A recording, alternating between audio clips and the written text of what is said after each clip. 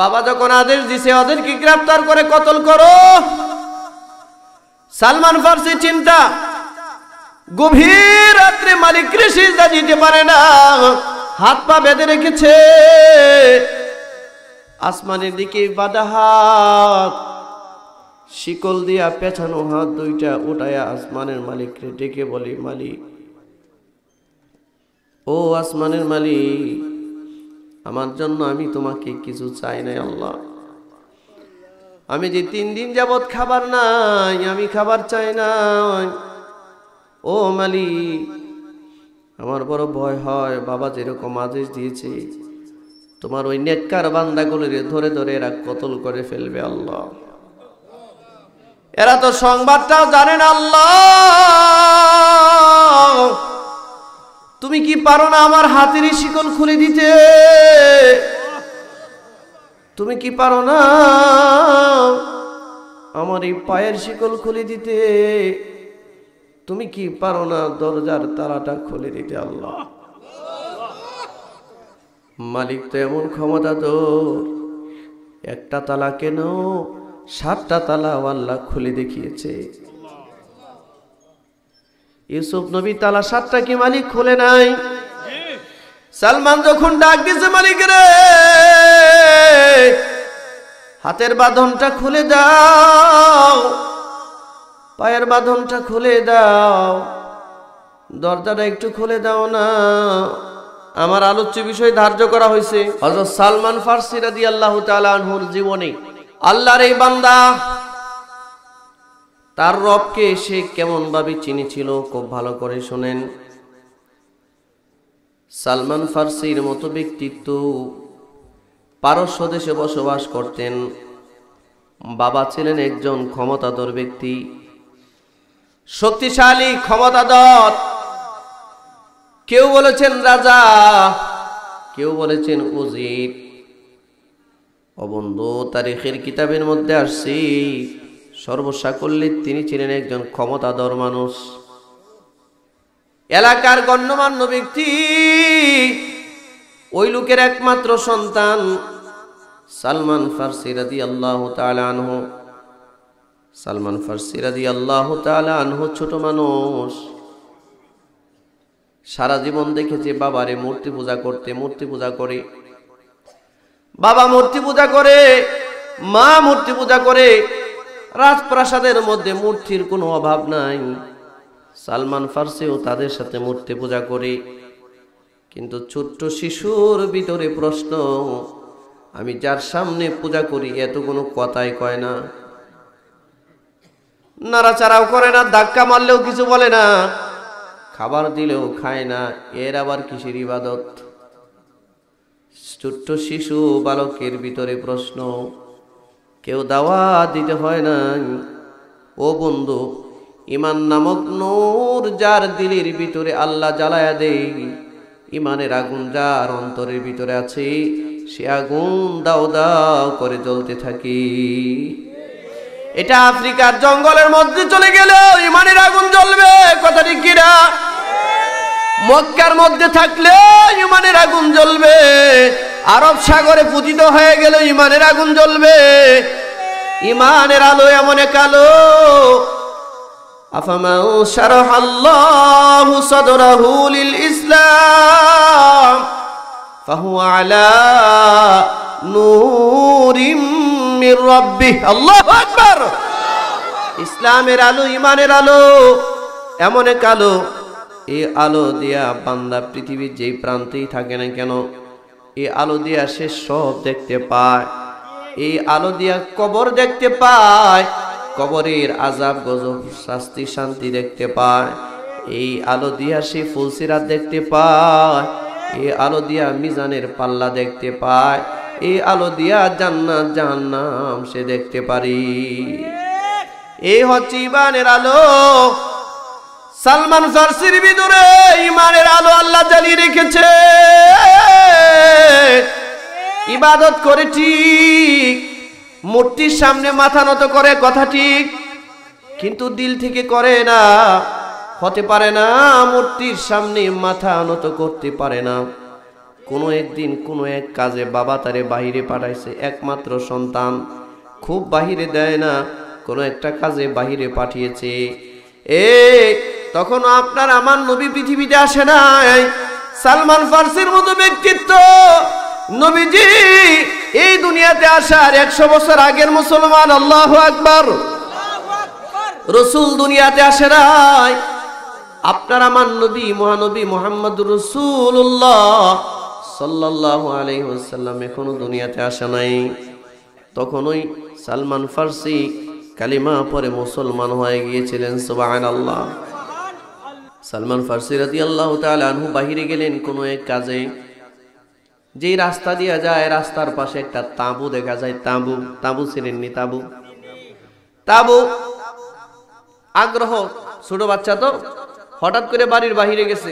যে বাচ্চাগুলো বাড়ির ভিতরে থাকে এগুলো বাহিরে গেলে যেটা দেখে এটার মধ্যে আগ্রহ বেশি থাকে, জিনিসটা কি একটু দেখি। তাঁবু, ওনার মধ্যে খুব কৌতূহল জাগলো, তাঁবুটা কেন, একটু দেখি তো এর ভিতরে কি আছে। উনি গেলেন, ভিতরে গিয়া দেখে 8-10 জন লোক মিলে ইঞ্জিল কিতাব পড়তেছে। ইঞ্জিলের তালিম হচ্ছে, তাবলিগে আসছে লোকজন। যেমন আপনাদের এলাকায় তাবলিগে লোক আসে না, তাবলিগের মতো ইঞ্জিলের দাওয়াত নিয়ে তারা এসেছে। রাত ইঞ্জিল কিতাবটা তেলাওয়াত করছে। ইঞ্জিলের কিতাব তেলাওয়াত করে সালমান ফার্সি পাশে গিয়ে বসছে। ছোট বাচ্চা, কিরে এরা গুল হয়ে কি করে এই জায়গায়, আমি একটু দেখি না। পাশে গিয়া বসছে, বসে শুনে ইঞ্জিলের কিতাব তারা তেলাওয়াত করতেছে, ইঞ্জিল থেকে তেলাওয়াত করতেছে, সবাই শুনতেছে আর চোখের পানি ফেলতেছে। যারা তেলাওয়াত করতেছে তেলাওয়াতের মাঝে মাঝে নবী মুহাম্মদ সাল্লাল্লাহু আলাইহি সাল্লামের নাম আসতেছে। নবীর নাম যখন আসতেছে তারা আশা করতেছে, মালিক রে, যদি আমাদেরকে ঈসা নবীর উম্মত না বানাইয়া এই নবীর উম্মত বানাইতা, আল্লাহ ঈসা নবীর উম্মত যদি তুমি বানাইতা, মুহাম্মদ সাল্লাল্লাহু আলাইহি সাল্লামের উম্মত যদি তুমি বানাইতা আল্লাহ, তাহলে আমাদের কিসমতটা খুলে যেত। সুবহানাল্লাহ। এরা আশা রাখে। সালমান ফার্সির ছোট্ট শিশু বাচ্চা পাশে বসে তাদের কাণ্ডগুলো দেখতেছে। ঘটনা কি? এরা কিতাব পড়ি, আবার কিতাবের মধ্যে বারবার একজন নবীর নাম আসে। ওই নবীর নাম শুনে তারা ওই নবীর উম্মত হওয়ার আশা রাখে। ঘটনা কি একটু ভালো করে শুনি। বসলেন, চেহারা ছবি তো সুন্দর, রাজপ্রাসাদে বসবাস করে, বাউন্ডারির বাহিরে কোনোদিন যায় না। সালমান ফার্সি বসে আছে। তালিম শেষ হয়ে গেলে পরে জিজ্ঞাসা করে পাদ্রীর কাছে, আপনারা যে কিতাবটা পড়লেন কিতাবের নাম কি? বলে ইঞ্জিল কিতাব। এই কিতাব কোথা থেকে আসছে? ছোট বাচ্চা, জানার তো বড় আগ্রহ। বলে মুনাজ্জিল মিনাস সামা, এটা আসমান থেকে ঈসা আলাইহিস সালামের উপরে নাজিল হয়েছে। ঈসা নবীর উপরে নাজিল হয়েছে। আপনারা যে দেখলাম একজন লোকের নাম আসলো মুহাম্মদ, বারবার ওই নবীর নাম আসার সাথে সাথে আপনারা আগ্রহ দেখালেন তার উম্মত হওয়ার, ইনি কে? তারা বলে, বাবা এত কথা জিজ্ঞাসা করো, তারে তুমি চিনবা নাকি? সালমান ফার্সি বলে, বলেন না দেখি চেনা যায় কিনা। না চিনলেও নামটা তো মনে রাখতে পারবো, কোনোদিন যদি দেখা হয়ে যায়। বলে, তার নাম মুহাম্মদ সাল্লাল্লাহু আলাইহি ওয়াসাল্লাম। তার পরিচয় হলো তিনি সর্বশেষ নবী। তিনি মক্কায় আগমন করবে, মক্কার মানুষ নির্যাতন করবে, হিজরত করে মদিনায় চলে যাবে। এই নবীর উম্মত যদি কেউ হতে পারে, নবীর চেহারাটা ইমানের সহিত কেউ দেখলে এই চেহারার উপরে জাহান্নামের আগুন হারাম হয়ে যাবে। জাহান্নামের আগুন হারাম। বাচ্চার বড় আগ্রহ। ঘটনা কি রে? আপনারা কোন মালিকের ইবাদত করেন? কার সামনে ইবাদত করেন? কার কিতাব পড়েন? পাদ্রী এবার নামাজে দাঁড়ায় ইবাদত শিখায়। আমরা ওই মালিকের ইবাদত করি। যেই মালিক আসমান বানিয়েছে, যেই মালিক জমিন বানিয়েছে, আমাকে বানিয়েছে, তোমাকে বানিয়েছে, সেই মালিকের ইবাদত করি। সুবহানাল্লাহ। সালমান ফার্সি জানার বড় আগ্রহ, সারা জীবন মূর্তির সামনে মাথা নত করে আসলাম, এখন এরা দেখি নতুন কথা বলে, একটু বসে শুনি না। শুনলেন ওই যে নিভু নিভু আগুন, ইমানের আগুন মালিক তার দিলের মধ্যে লাগায় রেখেছিল, ওই আগুন তার দিলের ভিতরে থাকার কারণে আগ্রহ বেড়ে গেছে। মান ইয়াহদিল্লাহু ফালা মুদিল্লা লাহু ওয়া মান ইউদ্লিলহু ফালা হাদিয়া লাহু। আল্লাহু আকবার। এ আল্লাহ যদি কাউকে হেদায়েত করতে চায়, যে কোনো মাধ্যমে হোক আল্লাহ তাকে হেদায়েত করবে। যারে আল্লাহ হেদায়েত করতে চায় না, সারা দুনিয়ার মানুষ তাকে হেদায়েতের চেষ্টা করলেও সে হেদায়েত পাবে না। যদি হইতো তাহলে আবু তালিবের কপালে কালিমা নসিব হইতো। কথা ঠিক না? ও বন্ধু, দূর হাবশি, এ আফ্রিকান গোলাম, হাবশি গোলাম বেলালের কালিমা নসিব হওয়ার কথা ছিল না।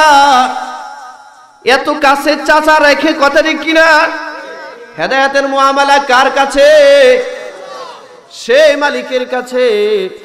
মালিক ডেকে বলেন, হেদায়েত আমি যারে করি সে হেদায়েত প্রাপ্ত হয়, আমি যারে হেদায়েত করি না, বন্ধু তুমি যদি 1000 চেষ্টা করো সে কোনোদিন হেদায়েত হবে না। ওয়াসাওয়াউন আলাইহিম আআনযারতাহুম আম লাম তুনযিরহুম ফাহুম লা ইউমিনুন। ও আল্লাহর বান্দারা, সালমান ফার্সি রাদিয়াল্লাহু তাআলা আনহু জানার আগ্রহ, দিলের মধ্যে হেদায়েতের আগুন, নূরের আগুন, ঈমানের আগুন দাও দাও করে জ্বলতেছে। জিজ্ঞাসা করে পরিচয় নেই। সালমান ফার্সি এই ধর্মের প্রতি আকৃষ্ট হয়ে গেলেন। সালমান ফার্সি জিজ্ঞাসা করে, আমি যদি এই ধর্ম গ্রহণ করি আমার কি ফায়দা? পাদ্রী বলে, বাবারে তুমি যদি ধর্ম গ্রহণ করো, প্রথম ফায়দা, নগদ ফায়দা, দুনিয়ার আগুনের পুরা থেকে বাঁচবা। এ বড় ফায়দা, চিরস্থায়ী জাহান্নামের আগুন থেকে বাঁচবা। দুনিয়ার আগুন থেকেও বাঁচবা, জাহান্নামের আগুন থেকে তুমি বাঁচবা, জান্নাতের ফয়সালা হয়ে যাবে তোমার। সালমান ফার্সি বলে, আর দেরি নয়, আপনারা আমাকে কালিমা পড়ায়া দেন, যা পড়লে পরে সেই মালিককে পাওয়া যায়, এই কালিমাটা আমাকে একটু পড়ায়া দেন। পাদ্রী বলে, বাবার এই কালিমার মর্ম তুমি বুঝবানি, তুমি তো বলে দিবে। সালমান ফার্সি বলে, না না না, আমি তো প্রতিদিন রাজপ্রাসাদের মধ্যে শুয়ে শুয়ে চিন্তা করতাম কবে কবে আমি আমার সঠিক মালিকের সাক্ষাৎ পাব। যারা সত্যান্বেষী হয়, সত্যের সন্ধানী যারা হয়, এরা যেই জায়গায় থাকে না কেন, ও বন্ধু, কোনো মানুষ যদি আল্লাহর উপর ঈমান আনতে চায়, আমি তো চিন্তা করে দেখি নবী রাসূলের প্রয়োজন পড়ে না। একটা মানুষ যদি নীরবে আসমানের দিকে একবার তাকায়, আর যদি চিন্তা করি এই আকাশটা কে বানালো, দাওয়াত লাগবে না, কালিমা গ্রহণ করা ছাড়া উপায় থাকবে না। কথা রেখে না, এই আসমানটা কে বানালো, এই কথাটা নিয়ে যদি সে গবেষণা করে, এ দাওয়াত দেওয়ার কোনো প্রয়োজন পড়বে না। সে যদি জ্ঞানী হয়, সাথে সাথে কালিমা পড়বে। ও বন্ধু, সালমান ফার্সি কালিমা পড়ল, সত্যের সন্ধান সালমান ফার্সির হৃদয়ে ছিল। এই জন্য সত্যের সন্ধান যার ভিতরে থাকি, আল্লাহ তাআলা অন্য আয়াতের মধ্যে বলেন, ওয়াল্লাযীনা জাহাদু ফীনা লানাহদিয়ান্নাহুম সুবুলানা ওয়া ইন্নাল্লাহা লামাআল মুহসিনিন। ওয়াল্লাযীনা জাহাদু ফীনা, আমার রাস্তার জন্য যারা চেষ্টা করে, আমাকে পাওয়ার জন্য যারা চেষ্টা করে, আমি আল্লাহ ওয়াদা দিলাম, ওয়াল্লাযীনা জাহাদু ফীনা লানাহদিয়ান্নাহুম সুবুলানা। আল্লাহু আকবার। যত রাস্তা আছে আমাকে পাওয়ার, এই সমস্ত রাস্তাগুলো আমি তার সামনে উন্মুক্ত করে দিই, ওপেন সিক্রেট করে দিই। আমাকে পাওয়ার জন্য তার সমস্ত রাস্তাগুলো আমি খুলে দিই। সালমান ফার্সি যেমন তার রবরে খুঁজেছে, ছোট্টবেলায় আপনার আমার নবী, এতিম নবী, বাবা নাই, মা নাই, 8 বছর বয়স, মক্কার জমিনে কখনো কখনো পাহাড়ের গুহার মধ্যে হাঁটতো, রাতের আধারে হাঁটতো, আসমানের মালিকের সাথে কথা বলতো, কারণ তার মধ্যে সত্যের সন্ধান। নবী কোনোদিন এই জাহিলিয়াতের যুগের মধ্যেও মানবগুলো, আরবের মানুষগুলো যখন লাত আর উজ্জার সামনে মাথা নত করেছে, নবী কোনোদিন কোনো মূর্তির সামনে মাথা নত করে নাই। রসুলের ভিতরে একটা দিশা ছিল, কিরে এই মানুষগুলো এই মূর্তির কেন পূজা করে, আমার তো বুঝে আসে না। কারণ আল্লাহ তো তার নবীর দিলটাকে হেদায়াত দ্বারা পরিপূর্ণ করে দিয়েছে। সুবহানাল্লাহ। আল্লাহ বলেন ওয়াজাদাকা দাল্লান ফাহাদা, বন্ধু হে তুমি তো ছিলে পথহারা, তুমি ছিলে পথহারা, বিভ্রান্ত, তোমার সঠিক পথের দিশা তোমার জানা ছিল না। ফাহাদা, আমি আল্লাহ তোমারে হেদায়েত করেছি, সঠিক দিশা দিয়েছি। সুবহানাল্লাহ। আমি তোমারে সঠিক দিশা দিয়েছি। রাসূলকে কে দিশা দিয়েছেন? জান্নাতের রাস্তা কে দেখিয়েছে? আল্লাহ দেখিয়েছে। সেই মালিকটাকে বলেন সালমান ফার্সি রাদিয়াল্লাহু তাআলা আনহু নবীর মতো মালিক খুঁজে, তার রব খুঁজে। রব, আমার রব কি? রব খুঁজে সে। সালমান ফার্সি কালিমা পরে মুসলমান হয়ে গিয়েছে। লোকদেরকে জিজ্ঞাসা করে আমার কাজ কি?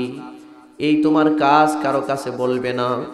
2 নাম্বার, ইবাদত করবে, মালিকের সামনে দাঁড়ায়া ইবাদত করবে।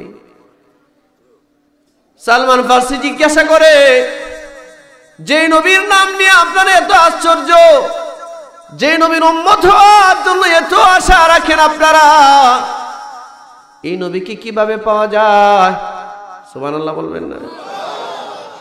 ছোট বাচ্চারা কিন্তু ছোট থাকে, কথা বলে অনেক বড় বড়, যেটা পারবে না সেটাও বলে। ছোট বাচ্চা বলে এই নবীকে কি কখনো পাওয়া যাবে নাকি? খুঁজলে পাওয়া যাবে? তারা বলে বাবা মনে হয় না, নবী কখন দুনিয়াতে আসে জানা নাই, তবে তুমি যদি তোমার কিসমতে নবী পেয়ে যাও তোমার তকদির খুলে যাবে। সালমান ফার্সি সিজদার মধ্যে পড়ে গিয়া মালিক রে ডেকে বলে, রে আল্লাহ, এ আসমানের মালিক, রাজপ্রাসাদে বসবাস করেছি, মূর্তির সামনে গিয়েছি ঠিকই, কিন্তু আমার হৃদয় দিয়ে কোনোদিন মূর্তির সামনে মাথা নত করি নাই। মালিক রে, মনে মনে তোমার সন্ধান করতাম, আজকে তোমার সন্ধান আমি পেয়ে গেলাম। ও মালিক, আমি তোমার কাছে ফরিয়াদ জানাই, আমার হায়াতটা একটু বাড়ায়া দাও, এই শেষ নবীর সাথে আমার সাক্ষাৎ করায়া দাও। নবীর সাথে দেখা না করায়া মালাকুল মউত পাঠায় না। আল্লাহু আকবার। এ কচি বাচ্চার দোয়া আরশের মালিক কবুল করে নিয়েছে। সালমান ফার্সি যখন কালিমা পড়ে বয়স 250 বছর, ও বন্ধু, নবী তখনও আসে নাই। রুহ জগতে সালমান ফার্সি রুহটা পৌঁছায় দিয়া কালিমা পড়ায় দিছে আল্লাহ। ও বন্ধু, সালমান ফার্সি বাড়িতে গেছে, দেরি হয়ে গেছে। বাবা জিজ্ঞাসা করে, বাহিরে পাঠাইছিলাম, তোমারে বাহিরে পাঠিয়েছিলাম তাড়াতাড়ি আসবে বলে, এত দেরি হলো কেন? সালমান ফার্সি কথা বলে না, কারণ বাবা তো মূর্তি পূজক, কথা রেখে না, বললে সমস্যা হবে। যখন গোপনে গোপনে দেখে সালমান ফার্সি দাঁড়ায়া দাঁড়ায়া মালিকরে মাঝে মধ্যে সিজদা করে, মাঝে মধ্যে নামাজে দাঁড়ায় আল্লাহরে সিজদা করে। আল্লাহু আকবার। এই সিজদার বড় দাম। মানব জাতির কাছে, একজন মানুষের কাছে সিজদা বড় একটা বহুত বড় ইবাদত। আল্লাহ এই সিজদা নামক ইবাদতকে বহুত পছন্দ করে। এই একটা সিজদা না দেওয়ার কারণে 1000 বছর যাবত ইবাদত করার পরেও আজাজিল শয়তানে পরিণত হয়েছে। কথা ঠিক কিনা? সেই সিজদা বান্দা যখন সিজদা দেয় মালিক বড় খুশি হয়ে যায়। আল্লাহর কাছে বড় পছন্দের ইবাদত সিজদা। সিজদা যখন কেউ দেয় আল্লাহর কাছে ইবাদতটা বড় পছন্দনীয় হয়ে যায়। ও বন্ধু, সালমান ফার্সি মাঝে মধ্যে রাজপ্রাসাদে সিজদা দেয়, কাউকে দেখায় না, কিন্তু ফাঁকি ফুঁকি লোকজন দেখে বলে বাবার কাছে সংবাদ গেছে, আপনার ছেলে তো মূর্তির সামনে এখন আর মাথা নত করে না, কি জানি নামাজের মতো কি পড়ে, মাঝে মধ্যে দাঁড়ায় সিজদা দেয়, মাথা উঠায় না। আল্লাহু আকবার। ডাকানো হয়েছে সালমান, কি ব্যাপার তুমি পূজার মধ্যে আসো না কেন? তুমি নাকি আবার দাঁড়ায়া দাঁড়ায়া কেমন কি জানি, বলো কি হয়েছে, তোমার সমস্যা কি? সালমান ফার্সি বলে, বাবা এত জীবন তোমার রাজপ্রাসাদের মধ্যে বসে বসে মূর্তির সামনে মাথা নত করেছি ঠিক, কিন্তু আমার দিল কোনোদিন মূর্তির সামনে নত করি নাই। বাবা যে মালিকের সন্ধান আমি এতদিন করেছি রাতে আর দিনে, সেই মালিকের সন্ধান আমি পেয়ে গেছি। আমি দাঁড়ায়া দাঁড়ায়া সেই মালিকের সিজদা করি, সেই মালিকের সিজদা করি। বাবা তো অবাক, হেই বেটা ছোট মানুষ, বুঝছ কিছু? মূর্তির পূজা কর, কিসের মালিক টালিক কস, আমি তো মালিক। সালমান ফার্সি বলে, আব্বা ইব্রাহিম নবীর মতো দাওয়াত দে, ছোট বাচ্চা দাওয়াত দে, বাবারে দাওয়াত দে। ডেকে বলে, বাবা ভুল পথে আছো, এখনো সময় আছে, ফিরে আসো। এই মূর্তি কোনোদিন মানবতার কল্যাণে আসতে পারে না, মালিকের সামনে মাথা নত করো, মালিক তোমারে কল্যাণ দিতে পারে। তুই আমারে শিক্ষা দেস, আরে ধর আটকা, রুমের মধ্যে নিয়ে বন্দি কর, জেলে ঢুকা। হাত পা গুলো শিকল দিয়া বেঁধে ফেলা হলো, বাসার মধ্যে নিয়ে যাওয়া হলো। অন্ধকার একটা প্রকোষ্ঠের মধ্যে সালমান ফার্সিকে ঢুকিয়ে দরজাটা তালা মেরে দিছে। বাবার হাতে চাবি, দরজা যেন কেউ খুলতে না পারে, যেখানে যায় চাবি নিয়ে নিয়ে যায়। 2 দিন চলে গেছে, কোনো খাবার নাই। ও বন্ধু, একজন বড় লোকের সন্তান খাবার না খায়া থাকতে পারে না, কিন্তু কথা রে কিনা। 2 দিন চলে গেছে, খাবার দেয় নাই। সালমান ফার্সি রাদিয়াল্লাহু তাআলা আনহু চিৎকারও করে নাই, একটা চিৎকারও দেয় নাই। ইন্নাল্লাযীনা ক্বালু রাব্বুনাল্লাহ, যারা বলে আমাদের রব আল্লাহ, সুম্মা ইসতাকামু, আর এই কথার উপরে দৃঢ় থাকে, এই মানুষগুলোকে তাতানাজ্জালু আলাইহিমুল মালাইকা, ফেরেশতা নাজিল করে আল্লাহ তাদেরকে চিন্তা থেকে বারণ করে। সুবহানাল্লাহ। বিশেষ মুহূর্তে সাহায্য করে আল্লাহ। আল্লাহ তার বান্দারে সাহায্য করে। 2 দিন পরে জানালা খুলে সালমান ফার্সির বাবা ছেলের সামনে খাবার দেখায় বলে, সালমান রে, তুই আমার একমাত্র সন্তান, এই সমস্ত কালিমা টালিমা বাদ দে, আল্লাহ টাল্লাহ বাদ দে, মূর্তির পূজা কর। আমি মরে গেলে এই রাজ সিংহাসনের একমাত্র উত্তরাধিকারী তুই, অতএব এদিক সেদিক যাইস না বাবা, তুই কালিমা বাদ দে, আমার বাবার মা বাবার যে ধর্মের ভিতরে ফিরে আয়। চিন্তা করেন, কোন দিকে ডাকে? গায়রুল্লাহর দিকে ডাকে, কথা ঠিক কিনা? সালমান ফার্সি ডাকে আল্লাহর দিকে, বাপ ডাকে গায়রুল্লাহর দিকে। বাবা ডাক দিয়া বলে, সালমান এখনো সময় আছে, কালিমা সার, খাবার পাবি, কালিমা না সারলে না খেয়ে তোর মরা লাগবে। সালমান ফার্সি বলে, বাবা আমার ইয়াকিন আছে, বিশ্বাস আছে, যে মালিকের উপর ঈমান এনেছি, এই মালিক আমাকে না খাইয়ে রাখবে না। পারে না মালিক খাবার দিতে, কোনো মাধ্যম ছাড়া দিছে না, এর ইতিহাস নাই? মরিয়ম আলাইহিস সালাম কি দেয় নাই আল্লাহ খাবার? কোনো মাধ্যম ছাড়া আল্লাহ খানা খাইয়ে বান্দাকে বড় করতে পারে, মাধ্যম ছাড়াও সন্তান দুনিয়াতে আল্লাহ পাঠাইতে পারে, কথা রেখে না? এই শক্তি আল্লাহর আছে কি নাই? কাদির কুদরতদারি, কাদির কুদরতদারি, হরচে খাইয়া কুনি মুর্দারা জিন্দা কুনি, তো জিন্দারা মুর্দা কুনি। মালিকের এমন এক কুদরত, যিনি জীবিতকে মৃত করে মরাকে জীবিত করতে পারে আল্লাহ, কথা রেখে না? মাধ্যম ছাড়াও খানা বন্ধু আল্লাহ তোমাকে খাওয়াইতে পারে, চাকরি ছাড়াও খানা তোমার আল্লাহ খাওয়াইতে পারে, ব্যবসা ছাড়াও আল্লাহ খানা তোমাকে খাওয়াইতে পারে। আল্লাহ যদি ইচ্ছা করে সেটা তোমাকে করতে পারে, কথা রেখে না? আল্লাহ যদি চায় সেটা হবে, এটা অসম্ভবের কিছু না। সালমান ফার্সি বলে, বাবা তোমার খানা লাগবে না। দরজা বন্ধ, ডাক দিয়া বলে, তোরে এই কালিমার দাওয়াতটা কে দিছে? আমার এই ঘরে আগুনটা কে লাগাইছে? আছে না? মাও নামাজ পড়ে না, বাবাও নামাজ পড়ে না, পরিবারে কেউ নামাজ পড়ে না। তাবলিগের লোকজন অথবা মসজিদের ইমাম সাহেব মুয়াজ্জিন সাহেব কোনোভাবে তশকিল করতে করতে গিয়ে নামাজি বানায় দিছে, মুখে দাঁড়িয়ে আসছে, এখন পায়জামা পাঞ্জাবি পরে, বিয়াদবি করে না, বিড়ি সিগারেটও খায় না। বাবাই কয়, তোরে আমার এই ঘরে আগুনটা কে লাগাইছে? আছে না? সেই উত্তর সুরি, কথা রেখে না? ছেলের মাথায় দাঁড়িয়ে আসছে, ছেলের মাথায় টুপি আসছে, মুখে দাঁড়িয়ে আসছে, এটা তো শুকরিয়া আদায় করার কথা। ছেলে বিড়ি খাইতো, সিগারেট খাইতো, ছেড়ে দিয়েছে, মালিকরে সিজদা করে শুকরিয়ার কথা, কথা ঠিক কিনা? অথচ সে বলে আগুন লাগাইছে। সালমান ফার্সির বাবা বলে, আমার এই অশান্তি কে তৈরি করলো? এই ওই আসিস, এগুলোর ধরত। কারে ধরতে কয়?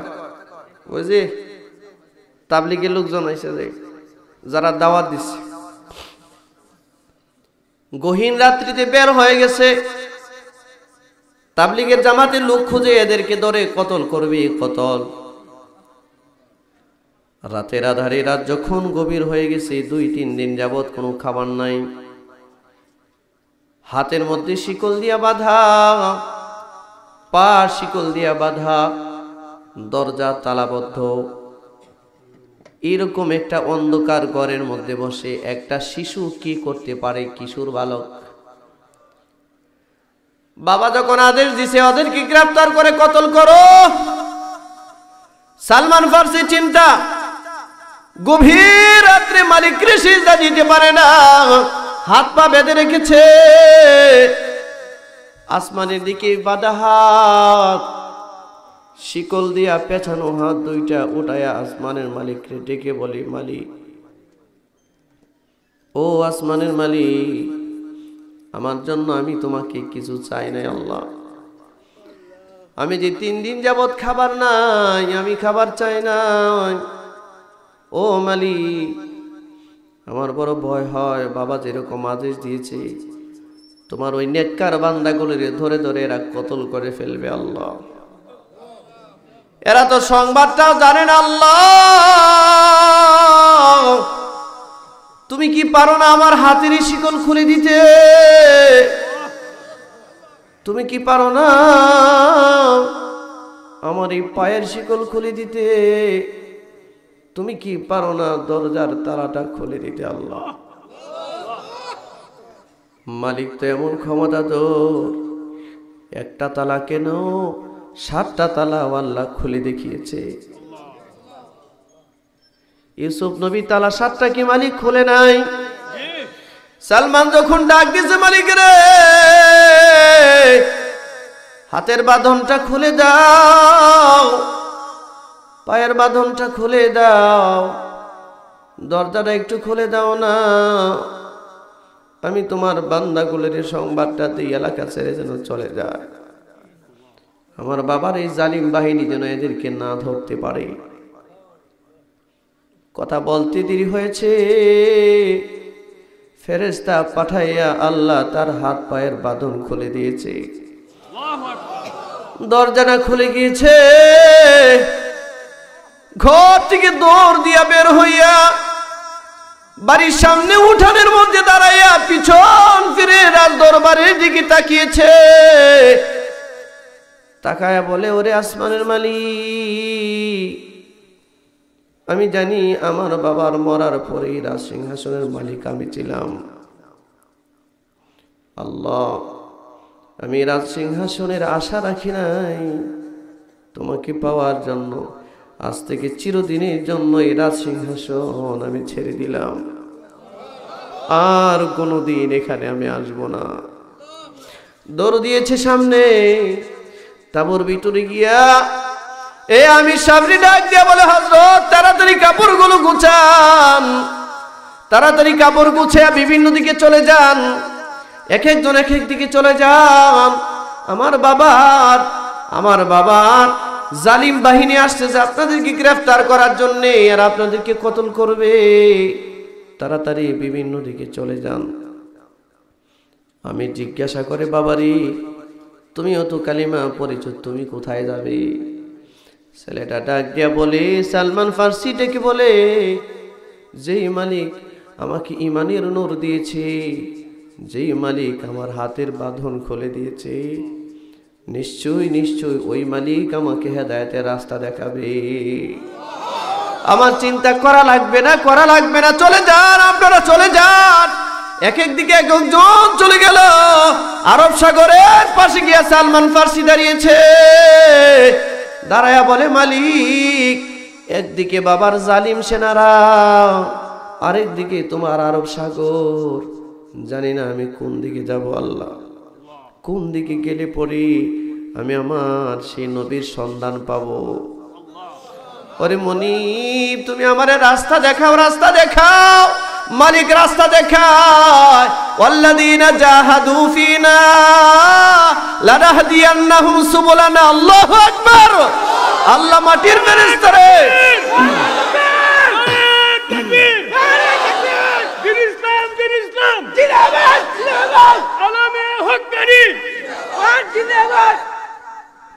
আল্লাহ তাআলা মাটির ফেরেশতাদেরকে বললেন, আমার সালমান সহ উঠাইয়া আরব সাগরের অপর প্রান্তে পাঠায় দে। মালিকের দ্বারা এটা সম্ভব কিনা? আরে মদিনার মসজিদে হযরত উমর খুতবা দেয়, সেই ইরাকের ময়দানে হযরতে সারিয়া যুদ্ধের ময়দানে 1200 কিলোমিটার দূর।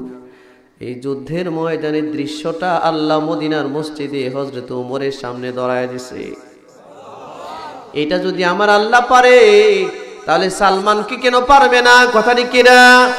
হযরত সালমানকে অপর প্রান্তে পাঠায় দিয়েছে। মরুভূমি আর মরুভূমি, ডানে বামে বাড়ি ঘর, কিচ্ছু দেখা যায় না।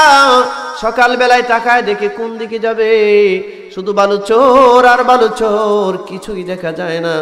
সালমান ফার্সি সামনের দিকে যাবে না, ডান দিকে যাবে না, বাঁ দিকে যাবে, কিছুই জানে না। কে জানি সালমান ফার্সির ইশারা করে করে বলে, ডানে বামে যাস না, সোজা বরাবর যা।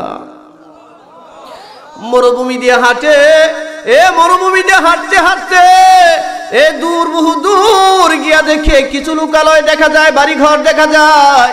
একটা লোককে গিয়া জিজ্ঞাসা করে, ভাই এই এলাকার মধ্যে খ্রিস্টানদের কোনো পাদ্রী আছে কিনা? কারণ তখনও নবী দুনিয়াতে আসে নাই, আপনার আমার নবী আসে নাই, তখন ঈসাই ধর্ম পৃথিবীতে পরিচালিত ছিল। জিজ্ঞাসা করে, খ্রিস্টানদের কোনো পাদ্রী আছে কিনা? এক লোক দেখায় দেয়া বলে, এই গ্রামের মধ্যে এক পাদ্রী বসবাস করে, তার নামও বলে দিলেন। সেখানে গেলেন, বিস্তারিত ঘটনা খুলে বললেন। পাদ্রীর কাছে আশ্রয় চাইলেন, আপনি আমাকে একটু আশ্রয় দেন, বিনা শর্তে আমি আপনার খেদমত করব। কাপড় চোপড় ধোয়ার দরকার সেটা আমি ধুয়ে দিব, আপনার খেদমতের দরকার খেদমত করব। অথচ এই সালমান ফার্সির খাদেমের অভাব ছিল না, তার নিজের কাপড় চোপড় ধুয়ে দেওয়ার মানুষের অভাব ছিল না। তিনি ইমানের জন্যে, রবের রুবুবিয়ত মানার জন্যে, আল্লাহ রসুলকে পাওয়ার জন্য যখন ঘর থেকে বের হয়ে গেছে, সমস্ত শান্তি উজাড় করে দিয়া অশান্তি কবুল করে নিছে। সালমান ফার্সি বিস্তারিত ঘটনা শুনে পাদ্রী জায়গা দিলেন। বেশ কয়েক বছর রইল।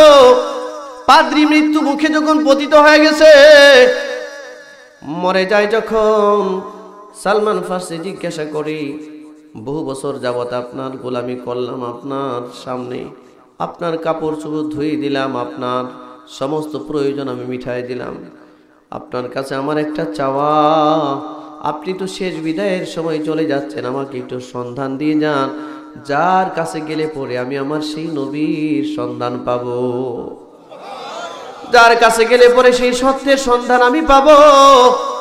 পাদ্রী মরার আগে বলে, বাবা রে, আমি যে বাড়িতে আমার যে গ্রামের মধ্যে আমি আছি, এই গ্রাম থেকে উত্তরে 2টা গ্রাম পর আরেকটা গ্রাম আছে, ওই গ্রামের মধ্যে আরেকজন আল্লাহওয়ালা পাদ্রী আছে, আমার মরার পর সেখানে তুমি চলে যাও, ওই পাদ্রীর কাছে হয়তোবা তুমি সেই নবীর সন্ধান তুমি পেয়ে যেতে পারো। পাদ্রী মরে গেলে 2 নাম্বার পাদ্রীর খোঁজে সালমান ফার্সি বের হয়েছে।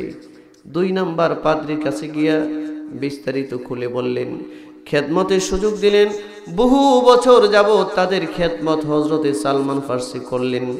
এই দ্বিতীয় পাদ্রীও যখন মরণাপন্ন অবস্থায় মরে যায়, সালমান জিজ্ঞাসা করি, সারা জীবন আপনার খেদমত করলাম, বিনিময়ে কিছুই আমি চাই নাই, আপনি শুধু আমাকে সঠিক সন্ধান দেন, কার কাছে গেলে কোথায় গেলে পরে আমার নবী মুহাম্মদকে আমি খুঁজে পাবো, আমাকে একটু সন্ধান দিয়ে দেন, যার মাধ্যমে মালিক খুঁজে পাবো, ওই নবীর সন্ধানটা একটু আমাকে দিয়ে দেন। পাদ্রী বলে, বাবা রে, বহু বছর তুমি আমার কাছে ছিলে, আমি মরে গেলে তুমি যদি সেই নবীর সন্ধান পাইতে চাও, আমার মনে হয় নবী দুনিয়াতে আসার সময় ঘনিয়ে আসছে, কাছাকাছি সময় চলে আসছে, আমি মারা যাওয়ার পর আরো 2-3টা গ্রামের পরে আরো একটা পাদ্রী আরেকটা গ্রামে একজন পাদ্রী বসবাস করে, বড় আল্লাহওয়ালা, বড় বুজুর্গ এক পাদ্রী আছে, তার খেদমতে চলে যাইবা, সে হয়তো তোমাকে সেই নবীর সন্ধান দিতে পারে। সালমান ফার্সি ওই পাদ্রী সন্ধানে চলে গেলেন, দীর্ঘদিন যাবত তার ইবাদত করলেন, দীর্ঘদিন যাবত তার খেদমত করলেন, সালমান ফার্সি দীর্ঘদিন যাবত তার পাশে রইলেন, তার খেদমত করলেন। 3য় নাম্বার পাদ্রী যখন মরণাপন্ন অবস্থায়, সালমান ফার্সি বলেন, 1 জন 2 জন 3 জন করে আপনার কাছে আমি এসেছি, মালিক হয়তো আমার হায়াত বাড়িয়েছে, ওই নবীর সাথে সাক্ষাৎ না করায় মালিক আমাকে দুনিয়া থেকে উঠাবে না, আপনার কাছে আরজি, আপনি একটু বলে দেন না, আমি কোথায় গেলে পরে, কার কাছে গেলে পরে আমি সেই নবীর সন্ধান পাবো। 3 নাম্বার পাদ্রী বলে, যে বাবা, আমি এই ইনজিল কিতাব তিলাওয়াতের পর যা বুঝতে পেরেছি, এই নবী দুনিয়াতে আসার সময়টা খুব কাছাকাছি চলে আসছে, হয়তো কিছুদিনের ভিতরেই চলে আসবে, তুমি হয়তো তারে খুঁজে পেয়ে যাবে। সালমান ফার্সি জিজ্ঞাসা করো, ওই নবীকে যদি আমি খুঁজে পাই, তিনি যে আমার সারা জীবনের সাধনা, ওই নবীকে কিভাবে চিনবো, কি করে চিনবো? পাদ্রী আলামত দিয়া বলে, নবীর সাথে সাক্ষাৎ হইলে প্রথম সাক্ষাতেই দেখবা, নবীর কাছে গেলে পরে চেহারায় সাক্ষী দিবে, এটা কোনো মিথ্যুকের চেহারা নয়। রসুলের চেহারা দেখে থেকে হাজার হাজার মানুষ মুসলমান হয়ে গেছে, চেহারাটা দেখে মুসলমান হয়ে গেছে। এরে সালমান, তুমি যদি পরীক্ষা করতে চাও, ওই নবীর কাছে তুমি কিছু সদকা নিয়ে যাইবা, সদকা, নবী চিনার উপায়, ওই নবী কোনোদিন সদকা গ্রহণ করবে না, একটা আলামত। 2 নাম্বার আলামত, ওই নবী হাদিয়া গ্রহণ করবে, হাদিয়া নিজেও খাবে। 3 নাম্বার আলামত, ওই নবীর ঘাড়ের মধ্যে, পিঠের মধ্যে একটা মোহরে নবুয়ত আছে। যদি এই নবীকে তুমি পেয়ে যাও, এই নবী বাক্কা নগরীতে জন্মগ্রহণ করবে। বাক্কা হলো মক্কার পূর্বেকার নাম বাক্কা, এই বাক্কায় জন্মগ্রহণ করবে। এই বাক্কার মানুষ, অর্থাৎ এই মক্কার মানুষ নবীর কদর বুঝবে না, মর্যাদা বুঝবে না, এরা নির্যাতন করবে, নিষ্পেষণ করবে, মালিক আদেশ দিবে, মালিকের আদেশে হিজরত করে তিনি চলে যাবেন সেই আশ্রিমে, মদিনার পূর্বেকার নামে আশ্রিম, সেই আশ্রিমে চলে যাবে। যদি দেখতে চাও, নবীর সন্ধান যদি তুমি পাও, সেই নবীর সাথে হয়তো তোমার ইয়াসরিবে সাক্ষাৎ হয়ে যেতে পারে। ইয়াসরিবটা হচ্ছে ঘন ঘন খরজুর বৃক্ষের বাগান থাকবে, খেজুর বৃক্ষের বাগান সেখানে থাকবে, ওইখানে হয়তো নবী হিজরত করে চলে যাবে। আলামত পেয়ে গেলেন সালমান ফার্সি, যা দিয়া নবী চেনা যাবে। এই তৃতীয় পাদ্রী মারা যায়, যাওয়ার সময় পাদ্রী ডাক দিয়ে বলে, বাবারে সারা জীবন তুমি আমার খেদমত করেছো, বিনিময়ে কিচ্ছু তোমাকে দিতে পারি নাই।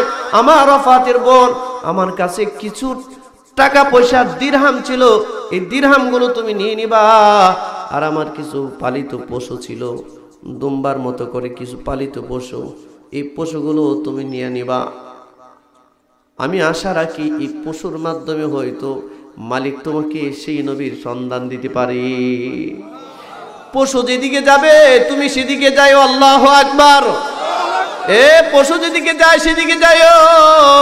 ও বন্ধু, যে মালিকের জন্য হয়ে যায়, সমস্ত পশু পাখি তার হয়ে যায়। তার কথা শুনে দিনের দাওয়াত দেওয়ার জন্য কত দায়ী কত জঙ্গলে চলে গিয়েছে, কত মুজাহিদ রাস্তা হারিয়ে ফেলেছে, রাস্তা চিনে না, ক্যাম্পে আসতে পারে না। জঙ্গলের হিংস্র জানোয়ার তাকে ইশারা করে করে তাকে ক্যাম্প পর্যন্ত পৌঁছায়া দেয়। এটা আল্লাহর কুদরতি ফয়সালা। ও আল্লাহর বান্দারা, সালমান ফার্সি তৃতীয় পাদ্রী মারা যাওয়ার পর এই টাকাগুলো নিয়ে, দিরহামগুলো নিয়ে, এই দুম্বাগুলো নিয়ে অজানার উদ্দেশ্যে মরুভূমির উপর দিয়ে রওনা হয়ে গিয়েছে। আবারও সাগর পারে চলে গিয়েছে। হঠাৎ করে নজর করে দেখে আরবি একটা কাফেলা সিরিয়া থেকে হিজরত করে তারা মদিনার দিকে, মক্কার দিকে যাবে। এই আরবি কাফেলাটার সাথে তাদের সাক্ষাৎ হয়ে গেছে। লোকগুলো কাছে পায়া সালমান ফার্সি দৌড়ায় কাছে গিয়া বলে, ভাই আপনাদের এত বড় একটা কাফেলা, আপনারা কোথায় যাবেন? বলে, আমরা বাক্কায় যাব। বাক্কায়, এই কথাটা শোনার, বাক্কা মানে মক্কা, মক্কায় যাবে। মক্কা, এই কথাটা শোনার সাথে সাথে আল্লাহু আকবার বলে উঠেছে। বলে, ভাই এত কথার দিলের মধ্যে সালমান ফার্সি বলে এই কাফেলা সর্দারে ডেকে বলে, ভাই আমার কাছে যে দিরহামগুলো আছে, আমার যে দুম্বাগুলো, যে উটগুলো, ছাগলগুলো আমার কাছে যাই আছে, আমি সব তোমাদেরকে দিয়ে দিলাম। দয়া করে তোমরা আমাকে সাথে নিয়ে বাক্কায় যাইবা কিনা? আমার একটু তোমাদের সফর সঙ্গী বানায় দাও। আমার সম্পদের দরকার নাই, অর্থের প্রয়োজন নাই, আমার গরু ছাগলের দরকার নাই, আমার একটু মক্কায় পৌঁছাইয়া দাও, আমি তোমাদের সাথে যাইতে চাই। সম্পদ পাওয়ার পর এই জালিমগুলোর ভিতরে, জুলুম ভিতরে চলে আসছে।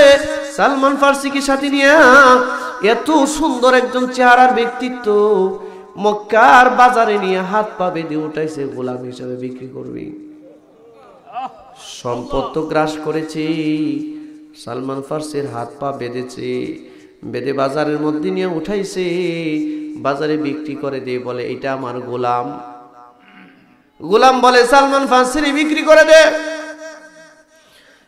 খোলা আসমানের নিচে দাঁড়াইয়া সালমান ফার্সি মালিক রে ডেকে বলে, মালিক রে, কি তোমার খেলা এখনো বুঝি না?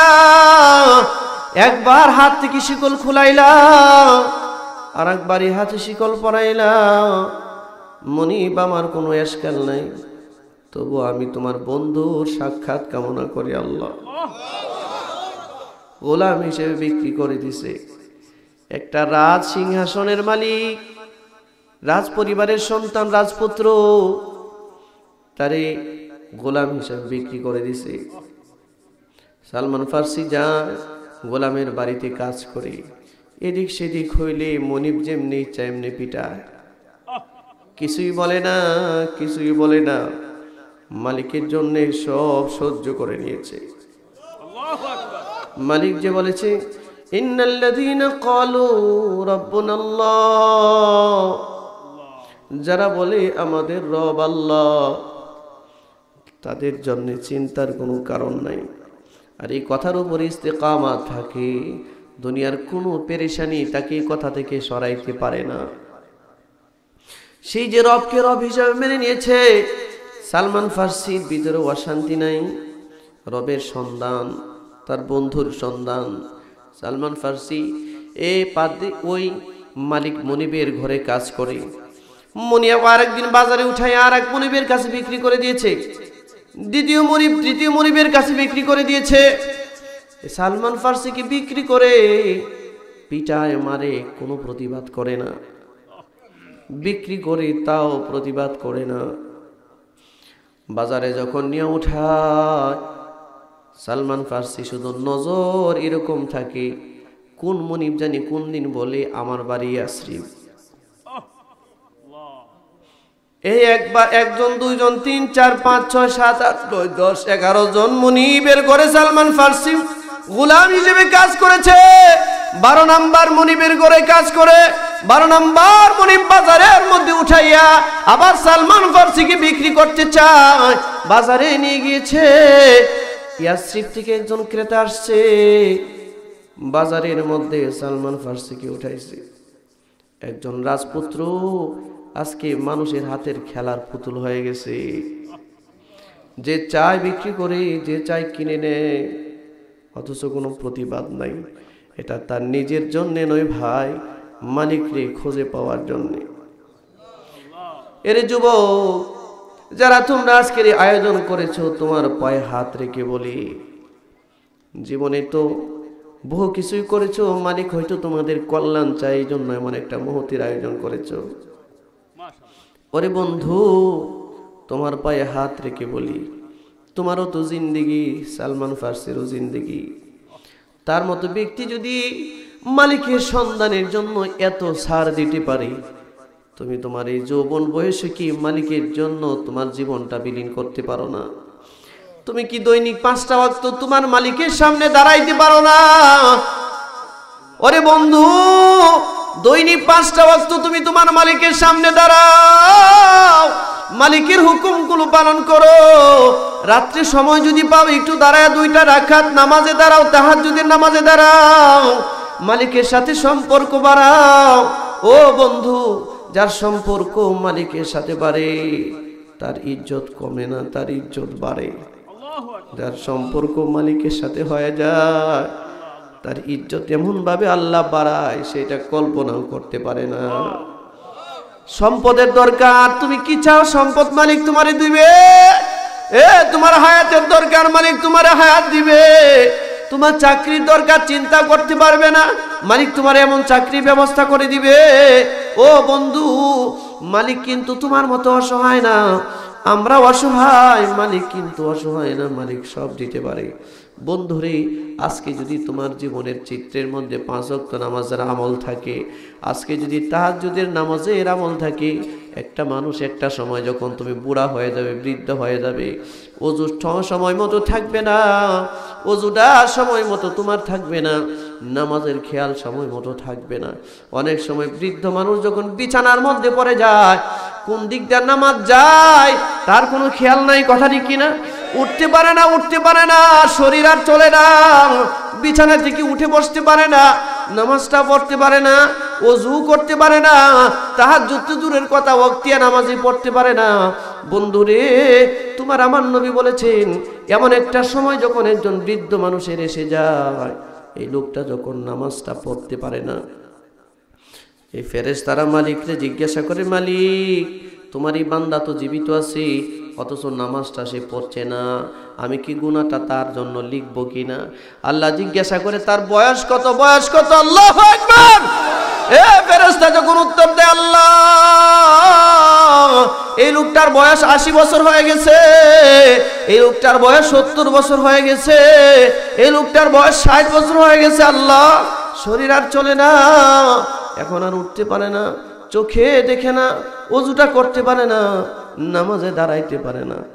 আসমানের মালিক ডেকে বলে, 80 বছর আমার বান্দার বয়স, আমার এই বান্দা তো আমার একজন কয়েদি হয়ে গেছে, সে তার এখন সুযোগ নাই কোনো গুনাহ করার।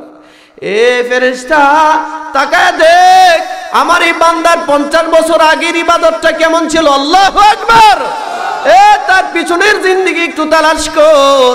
তার বয়স যখন 30 বছর ছিল, তার বয়স যখন 20 বছর ছিল, তার বয়স যখন 25 বছর ছিল, এই 25 বছরের জিন্দেগির হালতটা কি একটু দেখ। ফেরেশতা যখন বলে, আল্লাহ এই 30 বছর বয়স যখন তার ছিল, 5টা ওয়াক্ত নামাজ সে যথাযথভাবে পড়েছে। আল্লাহ আমলের খাতা খুলে দেখি তার 5 ওয়াক্ত নামাজ 30 বছরের মধ্যে কোনো গ্যাপ নাই। আয় আল্লাহ, মাঝে মধ্যে রাতের গভীরে দাঁড়ায়া দাঁড়ায়া তোমার সামনে তাহাজ্জুদের নামাজও পড়েছে। আরশের মালিক ডেকে বলে, ফেরেশতা রে, আমার বান্দা শরীরের মধ্যে এই অচল অবস্থার কারণে, শক্তি না থাকার কারণে, অমান্য আম্মিরুহু নাকিসু ফিল খালক আফালা ইয়াকিলুন। আল্লাহ ডেকে বলে, এ ফেরেশতারা, আমি আমার বান্দার এই দুর্বলতা দান করেছি। এ ফেরেশতা, আমার বান্দা 30 বছর আগে যেমন ইবাদত করত, 30 বছর আগে যেমন নামাজ পড়ত, 30 বছর আগে যেমন তাহাজ্জুদের নামাজ পড়ত, এখন আমার বান্দা পারে না, শরীর অসুস্থ হয়ে গিয়েছে, শরীরের বারে শরীরটা ক্লান্ত হয়ে গিয়েছে। গুনাহ লিখিস না, নামাজ না পড়লেও গুনাহটা লিখিস না। আমার বান্দার নামাজটা না পড়লে ওই 5 ওয়াক্ত নামাজের ইবাদত তার আমলনামায় লিখে দে। এরে ফেরেশতা, এর না 30 বছর আগে ইবাদতের সময় ছিল, ইবাদতের সময় ইবাদত করত, তাহাজ্জুদের নামাজ পড়তো, ইশাকের নামাজ পড়তো, আমিনের নামাজ পড়তো, এখন পারে না। এ ফেরেশতা, আমার অর্ডার, আমি আল্লাহ আদেশ দিচ্ছি, আমার এই বান্দার 24টা ঘন্টা সময় তাহাজ্জুদ পড়ার সওয়াব লিখে দে। এখন তাহাজ্জুদ পড়তে না পারলেও তার ইবাদতে তাহাজ্জুদ লেখা হয়ে যাবে। ওরে বন্ধু, তোমার কাছে আমার বিনীত অনুরোধ, এই যৌবনকালের ইবাদতটা মালিকের কাছে পছন্দ। এখন যদি তোমার জিন্দেগিটা তুমি ইবাদতের মাধ্যমে সাজাইতে পারো, রাসূল বলেছেন, ওয়াতাহাব্বানা ফিল্লাহি ওয়াজতামা আলাইহি ওয়াফতারাকা আলাইহি। আল্লাহ তাআলা বলেছেন, আল্লাহ রাসূল বলেছেন, ওয়াশাবুন নাশা ফি ইবাদাতিল্লাহি আযজা ওয়া জাল। যেই যুবকের যৌবনকাল ইবাদতে রঙে রঙিন, এই যুবক হাসরের ময়দানে আল্লাহর আরশের নিচে 2 নাম্বার সারির মধ্যে দাঁড়ায় থাকবে। আল্লাহু আকবার। এই যুবক, তুমি কি চাও না আরশের নিচে দাঁড়াইতে? চাও না তুমি? এ কে কে চাও? একটু হাত উঠিয়ে দেখো। আল্লাহ রে, নারে তাকবীর, নারে তাকবীর। দিন ইসলাম, দিন ইসলাম। আল্লাহ তুমি কবুল করো। ও বন্ধু, ওয়াদা করো মালিকের সাথে, মালিকের গোলামি করে কবরে যাবে ইনশাআল্লাহ। মনে থাকবে তো ইনশাআল্লাহ? এটা মনে মনে ভাইবো না। তোমার বয়স যখন বাড়বে, 30, 40, 50 বছরে গিয়া নামাজ ধরবা। ও বন্ধু, 50 বছর বয়সে গিয়া যখন তুমি নামাজ ধরবা, তোমার যৌবন কালটা তো ইবাদতের ভিতরে ছিল না। যখন 70-80 বছরে যাইবা, তখন ফেরেশতা যখন আল্লাহকে জিজ্ঞাসা করবে, আল্লাহ যখন বলবে তার 30 বছরের আমল কি দেখো, এরা দেখবে 30 বছরে তোমার কোনো আমলই নাই, ফেরেশতারা তো গুনাহ লিখতে থাকবে। ও বন্ধু, এই জন্য এই যৌবন কালের কদর করা করবেন তো ইনশাআল্লাহ? এই যৌবন কালের কদর করবেন তো ইনশাআল্লাহ? ও বন্ধু, যৌবনকে জীবনের যৌবন, যুবকের যৌবন কাল, যুবকদের এই যৌবন কাল আল্লাহর কাছে বড় দামি। ও বন্ধু, সালমান ফার্সি তার জীবন আর যৌবন সব মালিকের জন্য বিলীন করে দিয়েছে।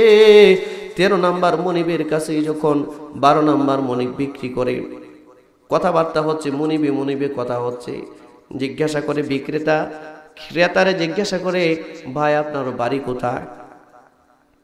ক্রেতা জিজ্ঞাসা করে, আমার বাড়ি ইয়াসরিব। ইয়াসরিব মানে মদিনায়, যেখানে রাসূল হিজরত করে যাবেন। যেই মাত্র সালমান ফার্সি শুনছে ওই মনিবের বাড়ি ইয়াসরিব, আর কোনো কথা নাই, দৌড়ায় গিয়া পায়ের মধ্যে জড়ায় ধরছে। পায়ে জড়ায়া ধরে বলে, মুনিব, আপনি আমাকে দয়া করে কিনে নিয়ে যান। আমার বয়স হয়েছে, আমি আপনার সাথে কথা দিচ্ছি, আমি একা সালমান আপনার বাসায় অন্তত 3 জন লোকের কাজ করব। আপনি আমাকে নিয়ে যান, কিনে নিয়ে যান। কেন যাইতে চাই আসিফ? কেন যাইতে চায়? এ নবীর সাক্ষাৎ চায়। আল্লাহু আকবার। কারণ সালমানের কাছে ঠিকানা আছে, নবী হিজরত করে মদিনায় চলে যাবে। কথা ঠিক কিনা? ও বন্ধু, সালমান ফার্সি রাদিয়াল্লাহু তাআলা মুনিবের পায়ে ধরে কান্না শুরু করে দিয়েছে। ইহুদি মুনিব তারে কিনে মদিনায় নিয়ে গিয়েছে ইয়াসরিবে। এদিকে রাসূল মক্কায় জন্মগ্রহণ করেছেন, নবুয়ত প্রাপ্ত হয়েছে। মালিকের খেলা, মালিকের কুদরতি ফয়সালা। জন্মের আগেও মানুষ রসুলের উপরে কালিমা পরে মুসলমান হয়ে গেছে।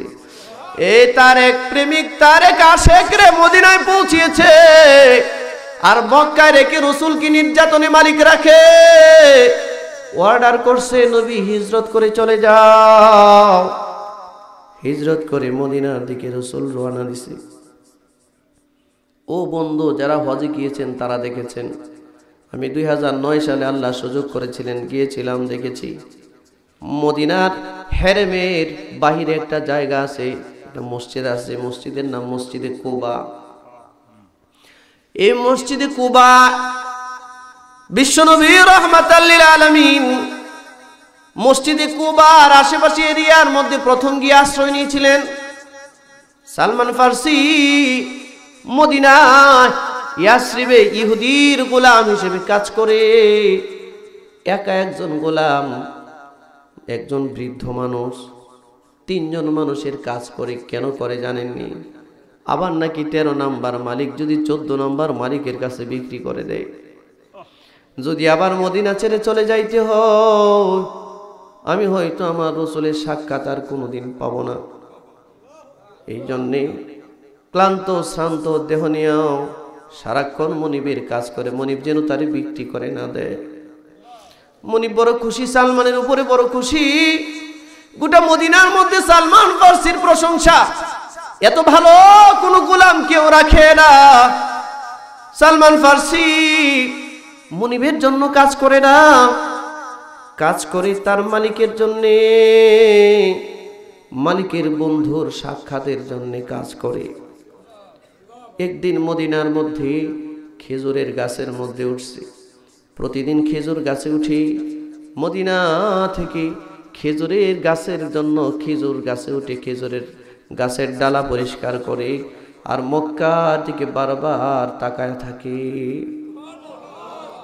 তার বন্ধু কবে আসবে, তার মাসুক কবে আসবে, যার এশকো সালমান ফার্সির দিলের মধ্যে ঢুকিয়ে দিয়েছে, সেই মাহবুবের অপেক্ষায় মদিনা থেকে বারবার তাকায় থাকে।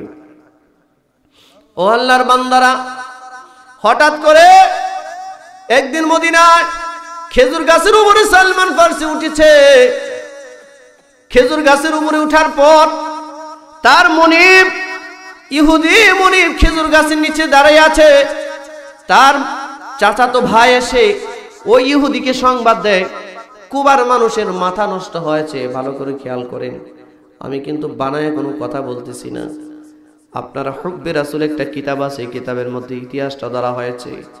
ও বন্ধু, এবং ইসলামিক ইতিহাসের কিতাব আল বিদায়া ওয়ান নিহায়া কিতাবের মধ্যে সালমান ফার্সির জিন্দেগি দেখবেন, তার মধ্যে এগুলো লেখা আছে।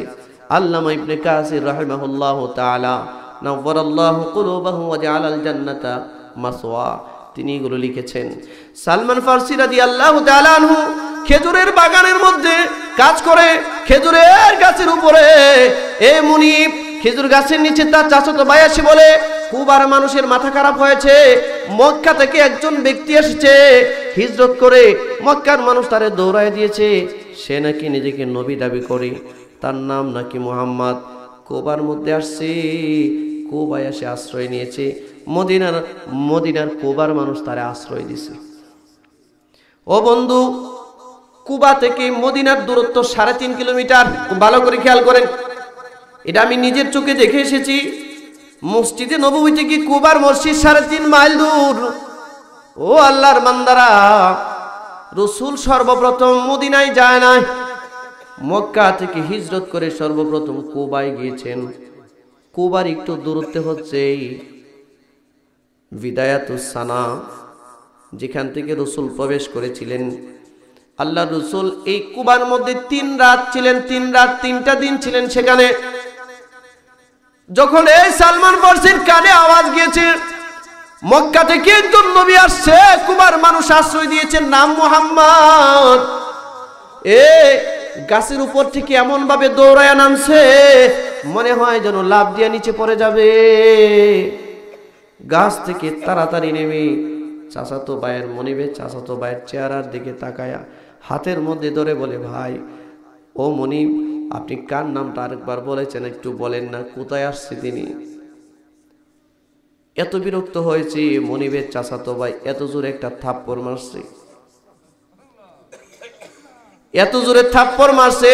গোলাম, তুই তো গোলাম, তুই আবার এই মুহাম্মাদের নাম শুনে কি করিস?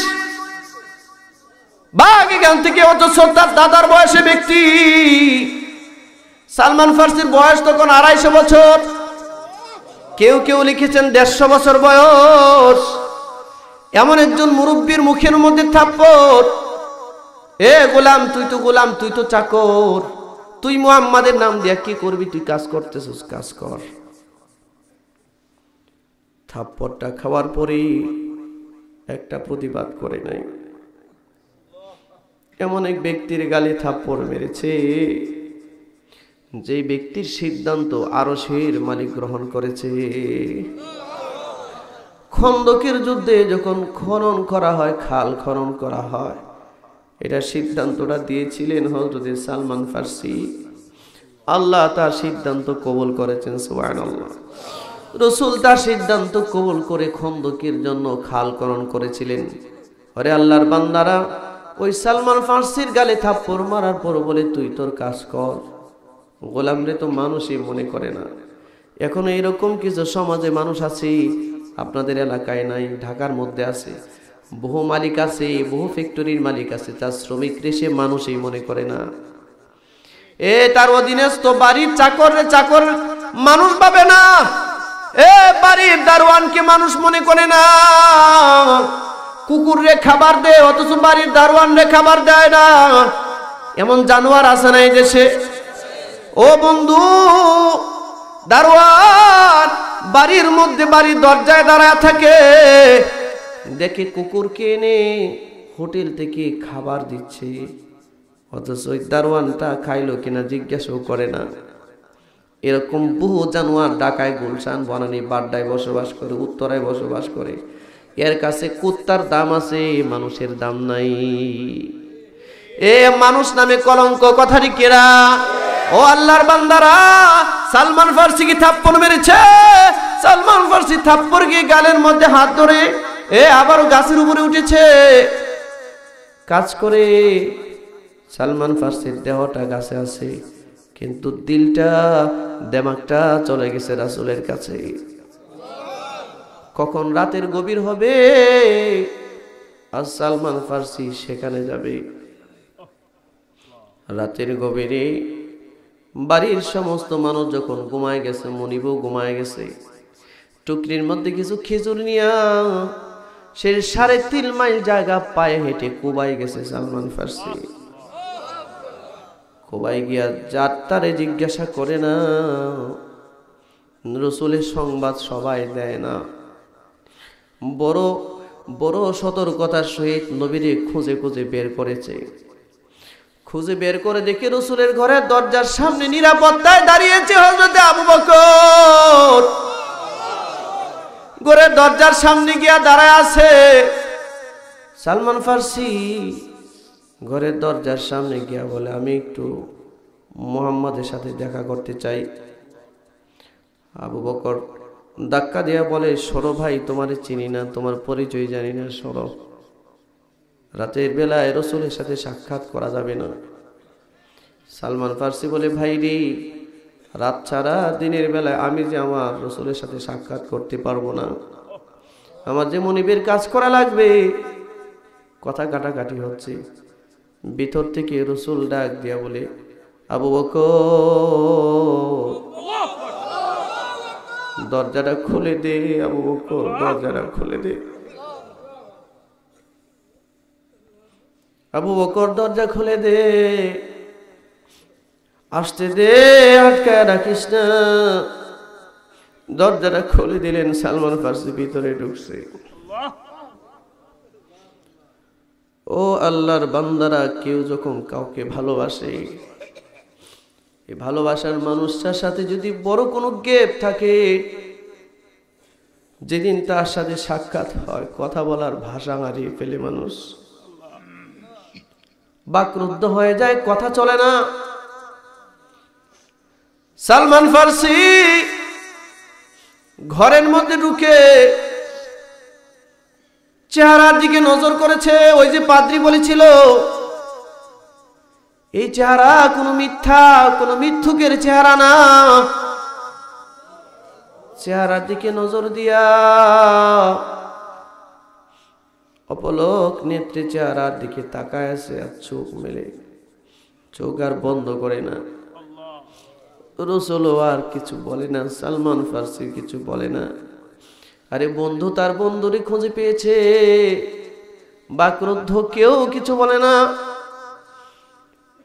কথা না বলে কাছে গিয়া খেজুরগুলো দিয়া সামনে দিয়া বলে, মুহাম্মদ এই খেজুরগুলো আপনাকে আমি সদকা করলাম, আপনি এগুলো গ্রহণ করুন। রাসূল হাসি মুখে ডাক দিয়া বলে, আমি তো সদকা খাই না, গ্রহণ করতে পারবো না, বরঞ্চ তুমি এগুলো অন্য কাউকে দিয়ে দাও। রাসূল তখন সালমানকে ডেকে বুকে নেয় না। সালমান পরীক্ষা করে, রাসূলও পরীক্ষা দেয়। সুবহানাল্লাহ। আরে এত জীবন রাসূলকে পাওয়ার জন্য সালমান পরীক্ষার ভিতরে ছিল, কথা ঠিক কিনা? ও আল্লাহর বান্দারা, হযরত সালমান রাদিয়াল্লাহু তাআলা আনহু ঘর থেকে বের হয়ে আসছে, দৌড়ায় আসে মদিনায় চলে গেছে। মদিনায় গিয়া একা একা ঘরের মধ্যে বসে কাঁদে, মালিক রে, মনে হয় তো আমার বন্ধু সাক্ষাৎ আমি পেয়ে গেছি। আমি যেই চেহারার দিকে তাকিয়েছি এই চেহারা কোনো মিথ্যুকের চেহারা নয়। আমার পাদ্রী বলেছিলেন সে সদকা গ্রহণ করবে না, ঠিকই তো সে সদকা গ্রহণ করলো না। পরের দিন রাতের বেলা আরো কিছু খেজুর নিয়ে রাসূলের দরবারে হাজির হয়ে গিয়েছে। রাসূল তখনও সেই কুবার মধ্যে গেলেন।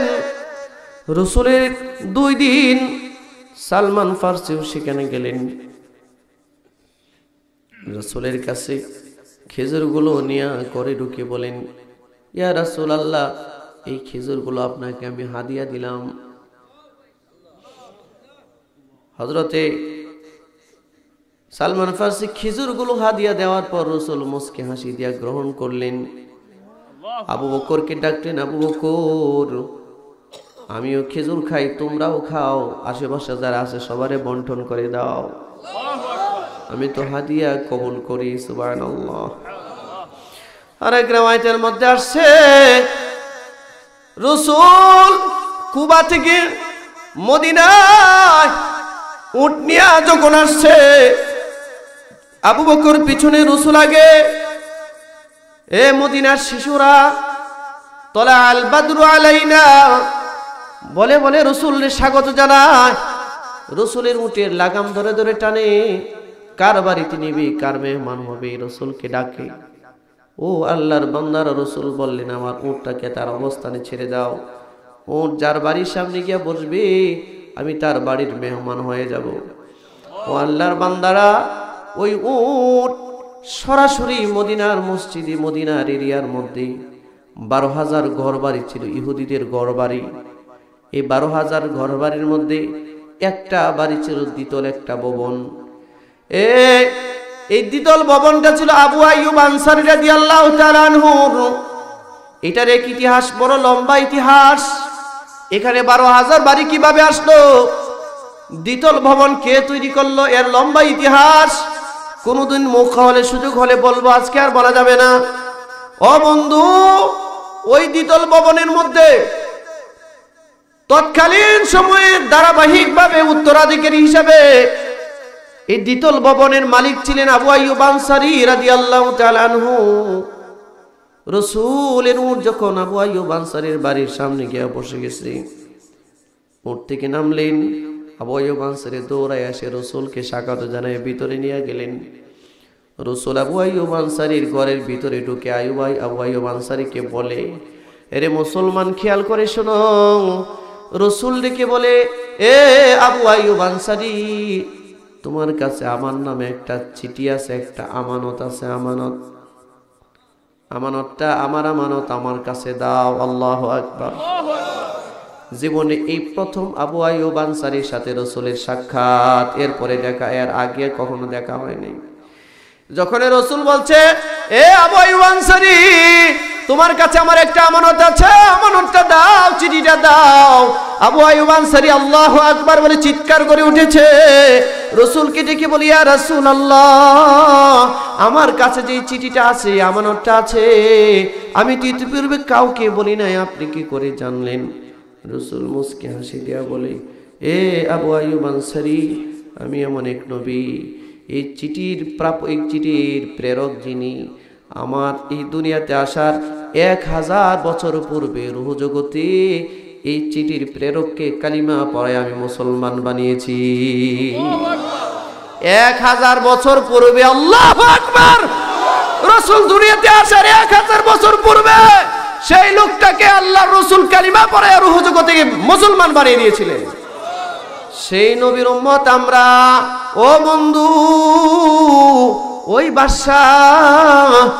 বাদশা ইয়ামনি এক বাদশা ছিল। আপনারা জানেন, এই কাবাঘর ধ্বংস করতে গিয়েছিল আব্রাহা, কথা ঠিক কিনা?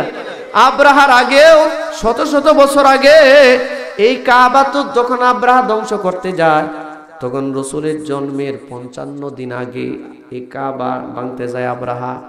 আর এই কাবা ভাঙতে গিয়েছিল রাসূলের জন্মের আরো 1000 বছর আগে, 1055 দিন আগে কাবা ভাঙতে গিয়েছিল ইয়ামনি এক বাদশা।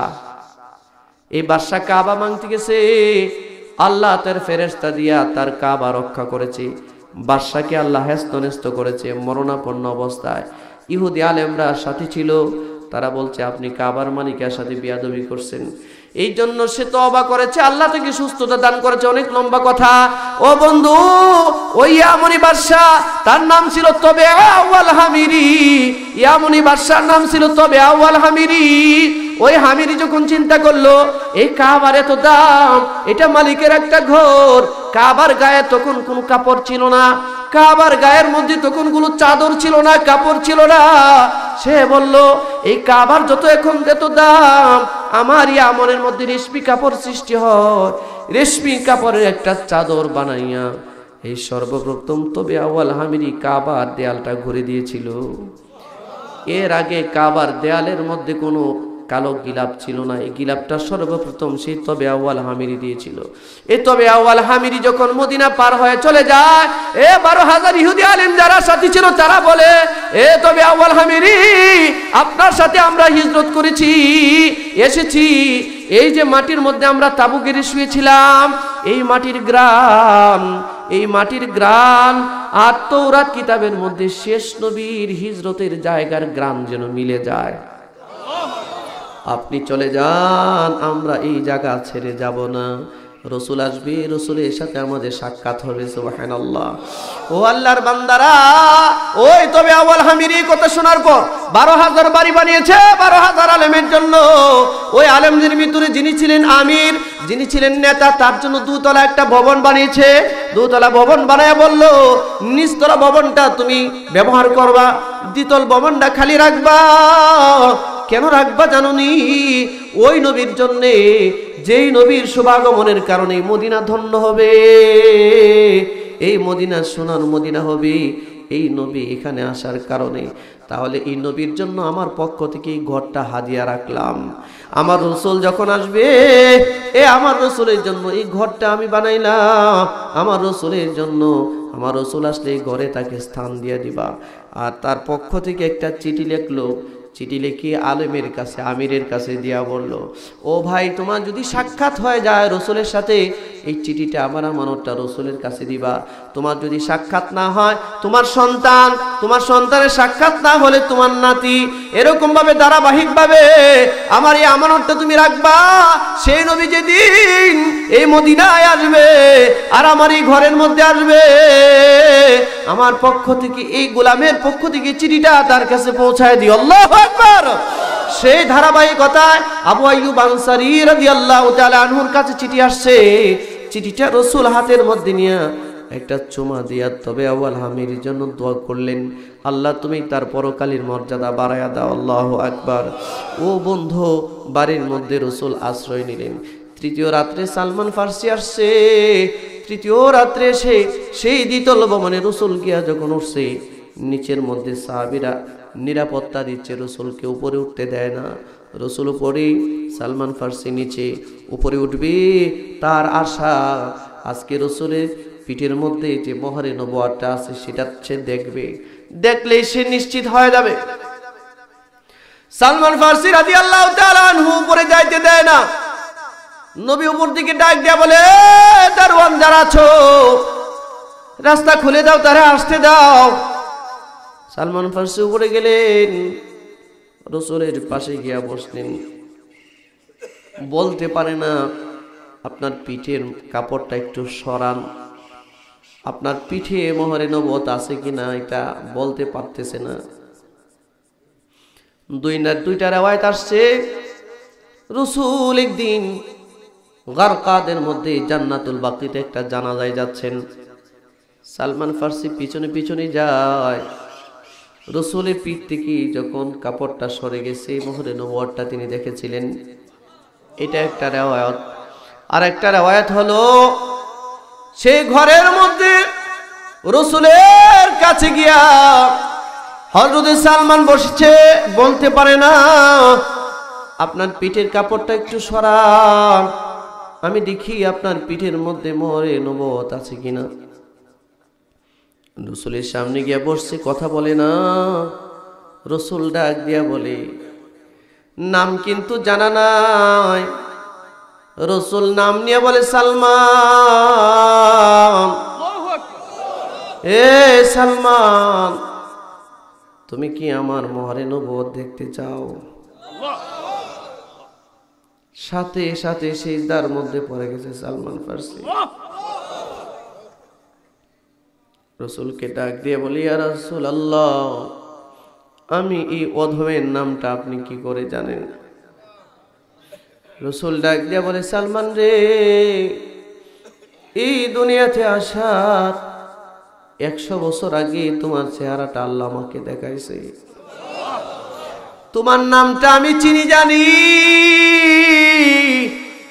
তুমি আমারে না চিনলে আমি তোমারে চিনি। আল্লাহু আকবার।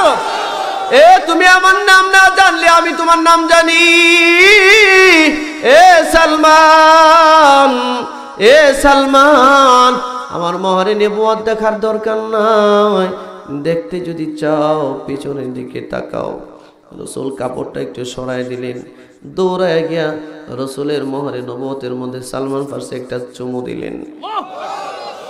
রসুল চেহারার দিকে তাকায় বলে, সালমান রে, এই চেহারাটার জন্য, জবানটার জন্য জাহান্নামের আগুন হারাম হয়ে গেছে। সালমান ডাক দিয়ে বলে, ইয়া রাসূলুল্লাহ, ইয়া হাবিবাল্লাহ, আমি সেই সালমান যেদিন পাদ্রীদের কাছে আপনার নামটা আমি শুনেছিলাম, আমার হৃদয়ের ভিতরে আপনাকে আমি জায়গা দিয়েছি। পৃথিবীর কত জায়গায় গিয়েছি, আমার বাবা রাজপ্রাসাদ আমি ছেড়েছি, আমি একমাত্র ওই সিংহাসনের উত্তরাধিকারী ছিলাম, আমার বাবার রাজপ্রাসাদ আমি ছেড়ে দিয়েছি। ইয়া রাসূলুল্লাহ, জীবনে কোনোদিন কাজ করি না, একে একে 3 জন পাদ্রীর কাছে আমি থেকেছি, কাজ করেছি। আমার মতো ব্যক্তিকে 12 জন মানুষের কাছে বিক্রি করা হয়েছে। আমি কাজ করেছি, প্রতিবাদ করি নাই কোনো বিজি। 12 নাম্বার মনিব, এই 13 নাম্বার মনিবের কাছে যখন বিক্রি করে, আমি শুনেছি তার বাড়ি ইয়াসরিবে, মদিনা। আমার এই বৃদ্ধ, আমার এই অসুস্থ শরীর নিয়ে, ক্লান্ত শ্রান্ত দেহ নিয়ে 3 জন মানুষের কাজ করি, শুধু আপনার সাক্ষাতের জন্য নবীজি 3 জন মানুষের কাজ আমি করে থাকি। যেদিন আপনি সংবাদ আমি পেয়েছি আপনি কুবায় আসছেন, জানতে চেয়েছিলাম, এমন একটা থাপ্পড় আমাকে মেরেছে, মনে বড় কষ্ট পেয়েছিলাম। এত বয়স আমার, আমারে থাপ্পড় মেরেছে, আমি প্রতিবাদ করি নাই। আরে বন্ধু, রাসূলও কাঁদে, আবু বকর কাঁদে, আবু আইয়ুব আনসারী কাঁদে, সালমান ফারসি কাঁদে। ও আল্লাহর বান্দারা, আল্লাহ সালমান ফারসিকে সত্যের সন্ধান দিয়ে দিয়েছে, কথা ঠিক কিনা? ও বন্ধু, এই জন্য মালিক বলেছেন, ইন্নাল্লাযীনা ক্বালু রাব্বুনাল্লাহ,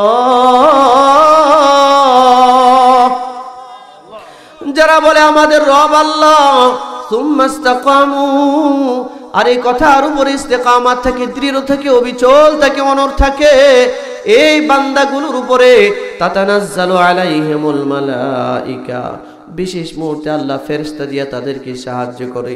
ফেরেশতারা এসে তাদেরকে বলে, আল্লাহ তাখাফু, ও আল্লাহর বন্ধু তোমার ভয় নাই, ওয়ালা তাহজানু, তোমার কোনো চিন্তা নাই।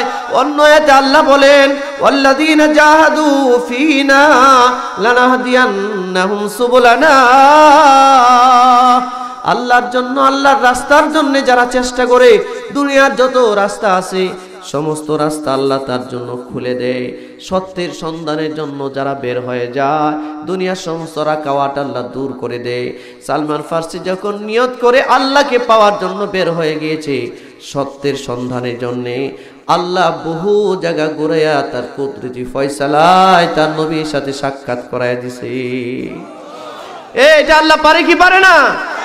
আজকেও যদি আমরা ইরাদা করতে পারি সেই আল্লাহকে পাওয়ার জন্য, সে আল্লাহর দ্বীনকে মজবুত ভাবে ধরার জন্য ঘর থেকে বের হয়ে যাব, বা আজ থেকে ইরাদা যদি করি, আজ থেকে আল্লাহকে পাওয়ার যতগুলো রাস্তা আছে সব রাস্তায় আমি হাঁটতে থাকবো। ও বন্ধু, তোমার ভিতরে, তোমার কাছে এরকম একটা ইয়া জাগে যে শীতের রাত আমি কি করে ফজরের নামাজের জন্য উঠবো, কি করে আমি ওযু করব, তুমি সঠিক নিয়ত করে ফেলো, দেখবা আল্লাহ তোমার রাস্তা খুলে দিবে।